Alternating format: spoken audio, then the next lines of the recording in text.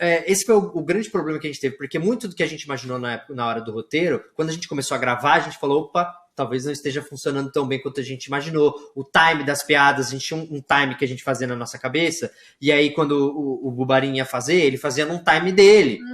E aí, porque é o estilo de humor que ele fazia, que ele leu o roteiro e ele quis trazer a visão dele, e é importante eu respeitar. Não adianta eu ficar forçando também só a minha visão e o ator não ficar confortável com aquilo. Eu preciso também que o ator absorva o texto e entenda qual é a melhor maneira de fazer aquilo. Eu preciso confiar no meu ator.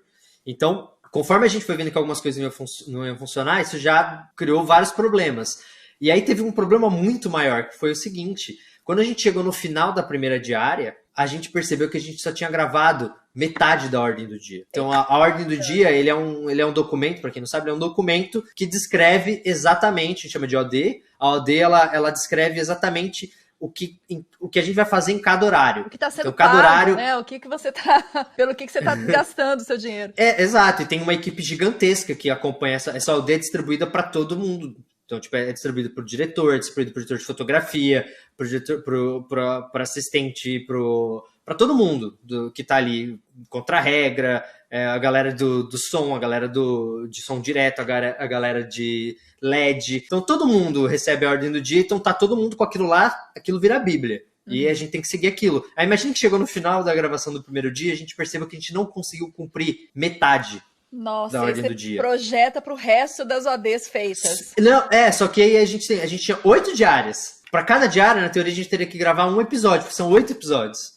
A gente chegou no final do primeiro dia e falou, beleza, não deu pra gravar metade, faltou metade. A gente, beleza, amanhã a gente começa um pouquinho mais cedo, a gente dá um gás e aí a gente já conseguir resolver isso. Chegou no dia seguinte, o que aconteceu? A gente não conseguiu gravar metade de novo. Meu Deus. Ou seja, a gente já estava com uma diária faltando. Acumulou uma diária. E aí, eu tive que tomar a decisão terrível, que era o seguinte: eu acordava 6 da manhã, eu tomava um banho, e eu era o primeiro a chegar, porque além de ser o diretor, eu era o criador do projeto, eu tinha que chegar, dar bom dia para todo mundo, deixar o clima bacana no set. Então, eu era o primeiro, um dos primeiros a chegar.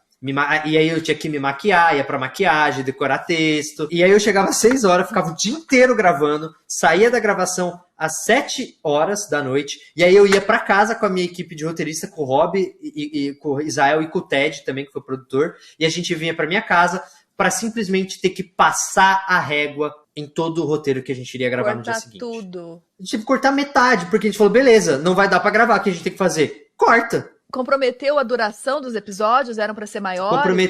Comprometeu a duração dos episódios, comprometeu a ligação que a gente tinha em vários... Porque assim, o roteiro, ele conseguia conectar o tema com os personagens. Então a gente tinha parte de animação, parte de narração, parte de personagem. Era tudo muito bem costurado para que não faltasse ligação de nada. E o tema era explicado através desse modo que a gente fazia. Então, da animação a gente jogava para o estúdio. Aí no estúdio tinha um diálogo que introduzia outro tema. Aí desse tema ia para um VFX. Aí do VFX voltava para o personagem. Aí do personagem, a conversa dos personagens levava a outra coisa que jogava para animação. Quando você começa a cortar isso, você começa a ter furo no roteiro. Sim. Então eu tive que jogar muita coisa pra câmera, de eu falar pra câmera, e aí quando começou a ir pra edição eu percebi que não tava funcionando, que eu precisava de uma narração de que só pra câmera ficava chato eu falando só pra câmera e não ter material de arquivo, e aí começou a ter o problema onde eu tive que perceber que beleza, se não vai ter eu pra câmera falando,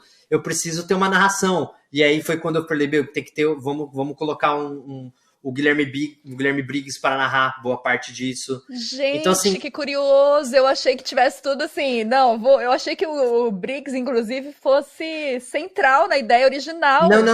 Não. O Briggs, ele foi central na ideia original, mas ele não narrava tantas coisas quanto